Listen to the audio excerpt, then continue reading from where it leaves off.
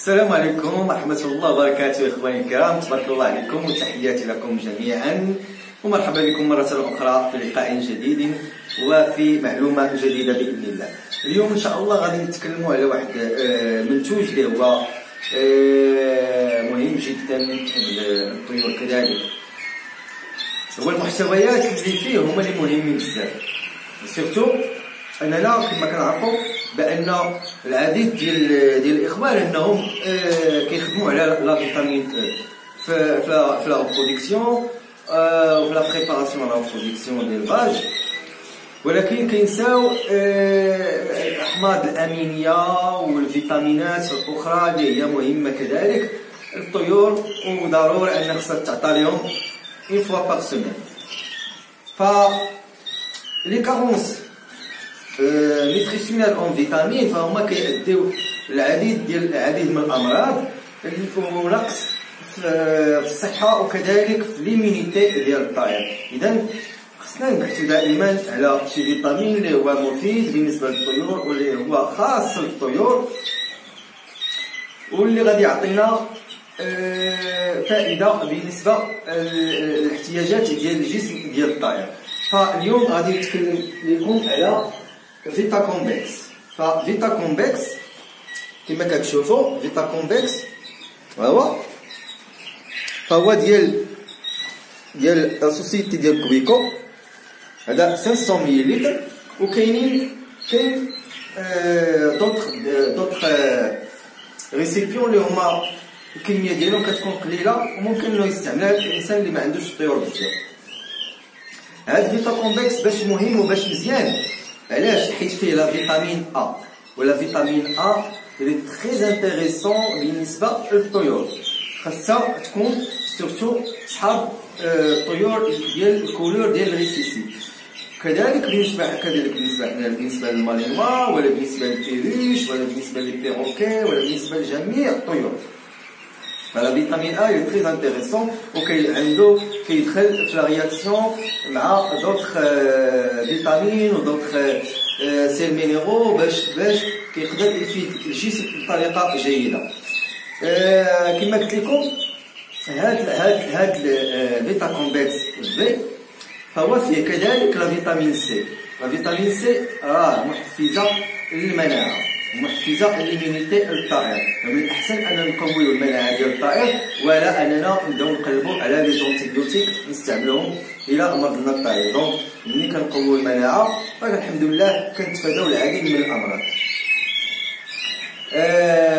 كذلك هاد لو برودوي اميليور لي ريزولتا ديالنا في ليلفاج.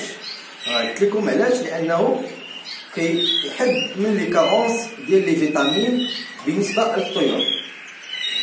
كذلك نستعملوه ابخي لي زونتيبيوتيك، سيغتان انتيبيوتيك، ماشي لي زونتيبيوتيك كاملين، غير لي زونتيبيوتيك ا سبيكتر ليميتي، لي زونتيبيوتيك كي نو توش با لا فلور انتستينال ديالنا ديال الطيور. اذا حيت الى خدمنا افيك ان انتيبيوتيك اللي هو ا سبيكتر لارج، خاصنا ان بروبيوتيك اللي هو فيه لي هادوك لي بكتيري اللي هما مهمين ديال لا فلور انتستينال. فيه لا فيتامين ا، فيه لا فيتامين دي 3. دي 3 راك عرفتو المنافع ديالها والمهمه ديالها خاصه مع الكالسيوم. راه من غير دي 3 راه الي تري ديفيسيل لا فيكساسيون ديال الكالسيوم اي نو سو في با. دونك ضروري خاص الطيور، خاصة أن الطيور ديالنا داخل الأقفاص ما كنخرجهمش للشمس وما كتقربهمش الشمس، إذا خاصنا نوفرو لهم دي 3. فهاد لو برودوي هذا فيه دي 3، فيه قلنا أ، فيه دي 3، وفيه لا فيتامين سي، وفيه كذلك بي 1، فيه بي 2، فيه بي 6، يعني فيه هاد لي فيتامين ديال لي بي ils sont très intéressants كذلك بالنسبة للإيميونيتي وبالنسبة لبزاف ديال المسائل ديال لي رياكسيون لي ميتابوليزم ديال لو كور ديال الطائر. بالنسبه للدوزاج ديال هاد فيتا كومبكس فهو 15 ملل 1 لتر دو مينيرال، 15 ملل 1 لتر دو مينيرال او لا 1 كيلوغرام دو باتي.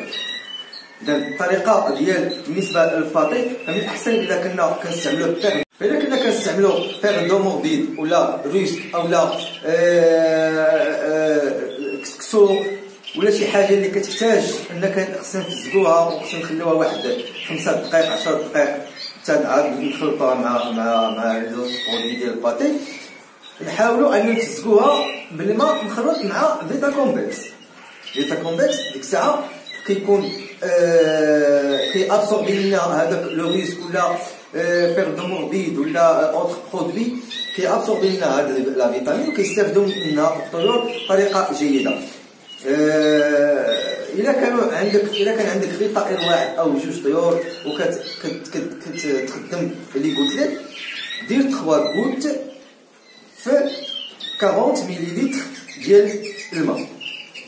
اولا هذا بالنسبه لي كناري، بالنسبه لي بيريش لي بيروكاي ولا الطيور اللي هما كبار عليهم هو 10 غوت في الشرابه ديال الماء ديال 100 مليلتر، وخاصكم تاجيتيو مزيان كوم سا بحال هكا، بحال هكا، وتقلبوا القرعه وتاجيتيو هاد حيت هي كتبقى كتاكوميلا هنا.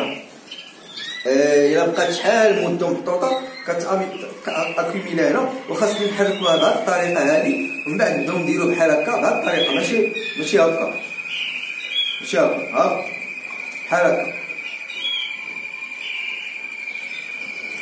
هذا ما كان بالنسبه لهذا البرودوي، وتبارك الله عليكم، وتحياتي لكم جميعا، اني احبكم في الله، والى اللقاء في الحلقه المقبله ان شاء الله، والسلام عليكم ورحمه الله وبركاته.